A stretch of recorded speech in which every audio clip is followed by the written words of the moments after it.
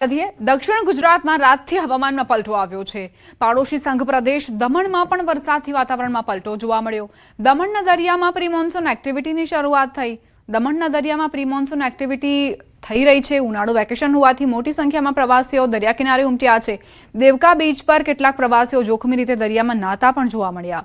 ભૂતકાળમાં અનેક મોટી દુર્ઘટનાના કારણે પ્રવાસીઓએ જીવ ગુમાવ્યા છે। તંત્ર દ્વારા આવા પ્રવાસીઓને દરિયાથી દૂર રાખવા હિતાવ।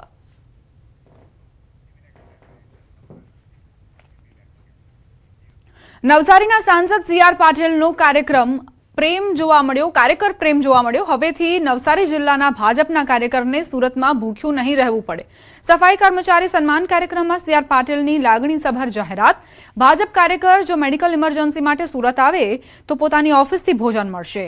પરિજનની સેવામાં રહેતા ભાજપ કાર્યકરને હવે સી.આર. પાટીલ ઓફિસ તરફથી ટિફિન સેવા મળશે। જિલ્લાના ભાજપ કાર્યકરો માટે સાંસદે સૂક્ષ્મ નિરીક્ષણ કરી જાહેરાત કરી। સાંસદના જાહેરાતની સૌ ભાજપ કાર્યકરોએ વધાવી લીધો।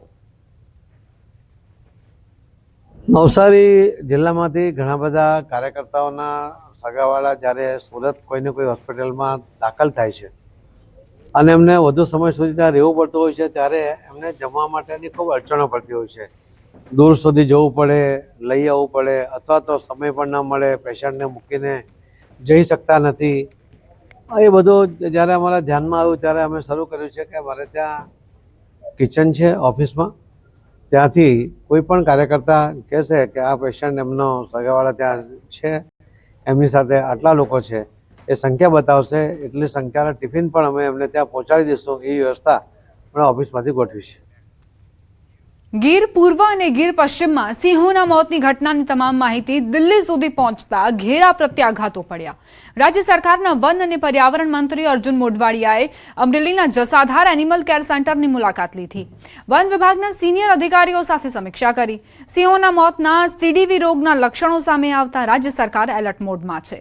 વરિષ્ઠ પીસીસીએફ કક્ષાના અધિકારીઓની મુલાકાત બાદ મંત્રી અર્જુન મોઢવાડિયાએ સ્થિતિ અંગે જાત નિરીક્ષણ કર્યું।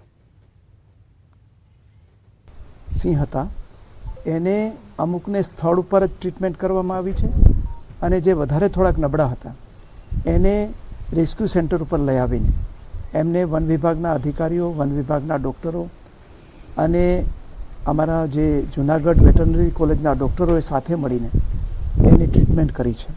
અને આજે જે રેસ્ક્યુ કરેલા સિંહો છે એ એકદમ સાજા થવાની તૈયારીમાં છે અને ટૂંક સમયમાં એને રિલીઝ કરવામાં આવશે। અને છેલ્લા 3 દિવસની અંદર જે સિંહના મૃત્યુના કોઈ સમાચાર મળેલા નથી। અમદાવાદ ખાતે કોંગ્રેસ દ્વારા વિદ્યાર્થીઓના ભવિષ્યને ધ્યાનમાં રાખીને કારકિર્દીના ઉંબરે પુસ્તકનું વિમોચન કરવામાં આવ્યું। કોંગ્રેસ મીડિયા કન્વીનર અને પ્રવક્તા મનીષ દોશી દ્વારા સંપાદિત પુસ્તક ધોરણ 10 અને 12 પછી વિદ્યાર્થીઓ માટે ઉપલબ્ધ વિવિધ કારકિર્દી વિકલ્પો અંગે માર્ગદર્શન પૂરું પાડે છે। પુસ્તકના વિમોચન પ્રસંગે મુકુલ વાસનિક, અમિત ચાવડા અને તુષાર ચૌધરી હાજર રહ્યા। પુસ્તકના માધ્યમથી હજારો વિદ્યાર્થીઓને યોગ્ય કારકિર્દી પસંદ કરવામાં મદદ મળી છે। પુસ્તકમાં 300 જેટલા કોર્સ અંગેની માહિતી આપવામાં આવી છે। કાર્યક્રમ દરમિયાન મનીષ દોશીએ કેન્દ્ર સરકાર દ્વારા 1 જૂનથી કપાસની આયાત પરનો પ્રતિબંધ હટાવવાના નિર્ણયને લઈને સરકાર પર આકરા પ્રહાર કર્યા।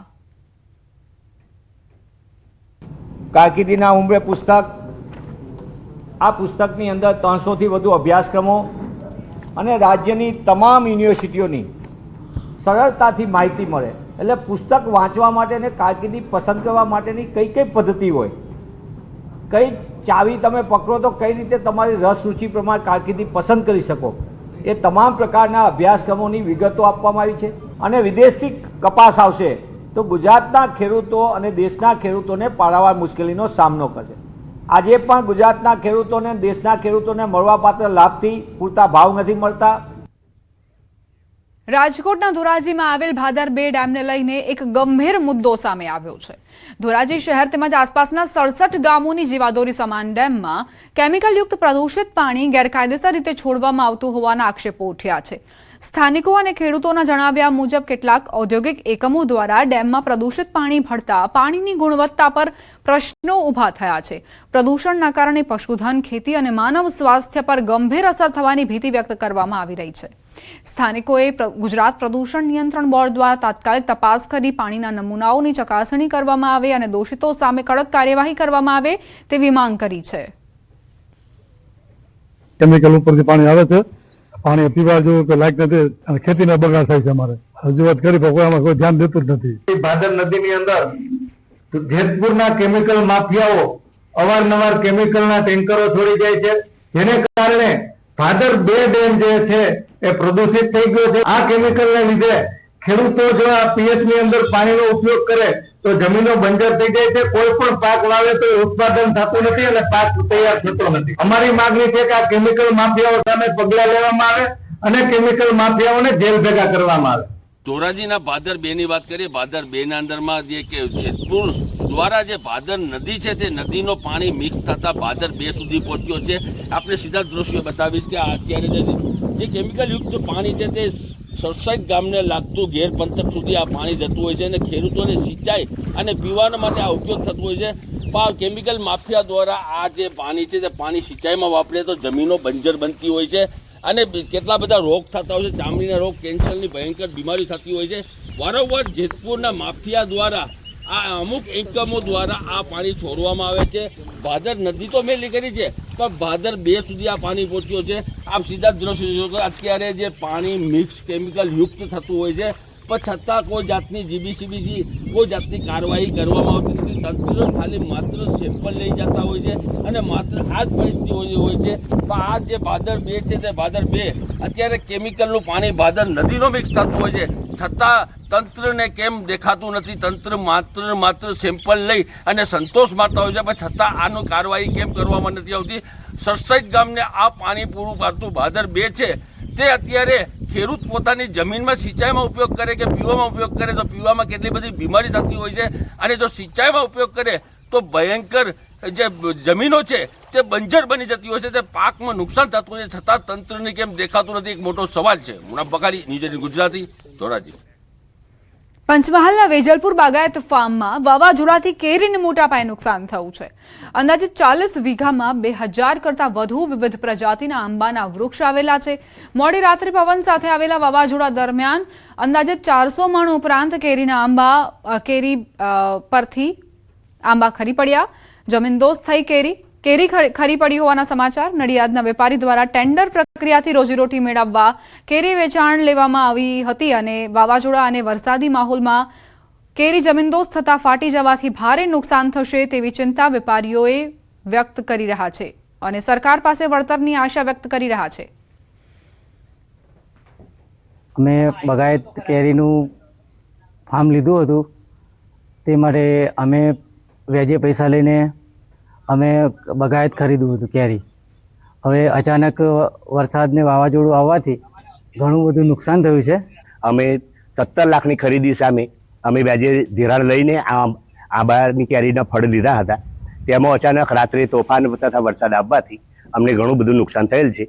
હવામાન વિભાગની આગાહી મુજબ ગુજરાત રાજ્યના કેટલાક વિસ્તારોમાં પ્રી મોન્સૂન એક્ટિવિટીના ભાગરૂપે વાવાઝોડું અને વરસાદ થવાની શક્યતાઓ વ્યક્ત કરવામાં આવી હતી. જે મુજબ ગત મોડી રાત્રે પંચમહાલ જિલ્લામાં ભારે પવન સાથે વાવાઝોડા સાથે વરસાદ ખાબક્યો હતો. હું આપને સીધા દ્રશ્યો બતાવીશ, આપ દ્રશ્યોમાં જોઈ શકો છો. હાલ આપણે પંચમહાલ જિલ્લાના બાગાયત કેન્દ્ર ખાતે છીએ અને બાગાયત કેન્દ્રની આ વાડી છે. અંદાજિત 50 એકર જમીનમાં પથરાયેલી વાડીમાં 2000 થી વધુ વિવિધ પ્રજાતિના આંબા આવેલા છે અને આંબા પર હાલ કેરીના ફળ લાગ્યા છે. તેને એક વેપારી દ્વારા ખરીદવામાં આવ્યા હતા ટેન્ડર પ્રક્રિયાથી અને આ હાલ જે કેરીના ફળ છે તે તોડવાની કામગીરી ચાલી રહી હતી. દરમિયાન જ વાવાઝોડું આવતા કેરીને ભારે નુકસાન થયું હતું.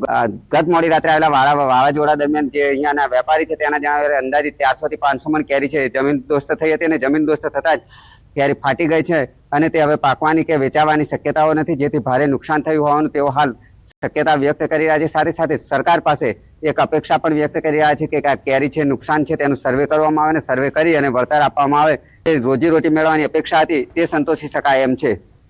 રાજેશ જોશી, ન્યૂઝ 18 ગુજરાતી, ગોધરા, પંચમહાલ. ગીર સોમનાથ જિલ્લામાં ઉનાળાની ઋતુ દરમિયાન પાણીની ઉપલબ્ધતા અંગે રાહતભર્યા સમાચાર છે. જિલ્લામાં આવેલા 5 મુખ્ય સિંચાઈ ડેમોમાં હાલમાં પૂરતો પાણી ન હોવાથી આગામી ચોમાસું લંબાય તો પણ પાણીની કોઈ સમસ્યા નહીં સર્જાય. સિંચાઈ વિભાગના અધિકારીઓએ જણાવ્યું છે કે પીવાનું પાણી, સિંચાઈ તેમજ ઔદ્યોગિક ઉપયોગ માટે હાલ પૂરતો જથ્થો ઉપલબ્ધ છે. ગીરના જંગલ વિસ્તારોમાં વસતા વન્ય પ્રાણીઓ માટે પણ પાણીની વિશેષ વ્યવસ્થા કરવામાં આવી છે. અધિકારીએ જણાવ્યું છે કે વન્યજીવો માટે અલગથી પાણીનો જથ્થો રિઝર્વ રાખવામાં આવે છે. ગીર સોમનાથ જિલ્લામાં 5-6 ડેમો છે, એમાં 70-80% પાણીનો જથ્થો છે. તો જો વરસાદ ખેંચાતા અમને હજી 1-2 પાણી આપે તો શેરડીનો પાક અને મગફળીને અમે પાણી આપી શકીએ અને આ કેનાલ થકી અમારા કૂવા પર રિચાર્જ થઈ શકે. કેનાલોએ ઉનાળુ પાકું 3 પાણી આપ્યા છે ને જો વરસાદ ખેંચાતા હજી 1-2 પાણી આપે તો ખેડૂતોને ફાયદો થાય છે. સિંચાઈ માટે આપણે દર વર્ષ જે રિઝર્વ જથ્થો રાખીએ છીએ એ હાલ અત્યારે પર્યાપ્ત માત્રામાં ઉપલબ્ધ છે. આપણે વન્ય પ્રાણી માટે પણ રિઝર્વ જથ્થો રાખીએ છીએ, ખાસ કરીને જંગલ વિસ્તારના નહીં. આ વખત આપણી પાસે ડેમમાં પૂરતો જથ્થો હોય જેથી કોઈ પાણીની અછત આવે એવી શક્યતા નથી. અધિક માસની જેઠ સુદ પૂર્ણિમાના પાવન અવસરે અંબાજી ધામમાં ભક્તોની ભારે ભીડ જોવા મળી. વહેલી સવારથી જ મોટી સંખ્યામાં શ્રદ્ધાળુઓ માતાજીના દર્શનાર્થે ઉમટ્યા હતા. ભક્તોને તડકો ન લાગે માટે પૂરા મંડપમાં ડોમ બનાવેલો છે. મંડપનો પંડાલ બનાવીને છાયાની વ્યવસ્થા કરી છે, સ્પ્રિંકલરની વ્યવસ્થા કરી છે, પાણીના ફુગરની વ્યવસ્થા કરી છે. આ સિવાય ઠંડી છાશ પણ ભક્તોને વિનામૂલ્યે મંદિર ટ્રસ્ટ તરફથી આપવામાં આવે છે. ભક્તોની મોટી સંખ્યામાં અહીંયા દર્શને લોકો પધાર્યા છે. આ અધિક મહિનાની પૂર્ણિમા છે અને અધિક માસનું મહત્વ એ છે કે અધિક માસની અંદર તમે દીપદાનનું વિશેષ મહત્વ દર્શાવ્યું છે. દીપદાન કરવાથી અનેક ગણું ફળ મળતું હોય છે.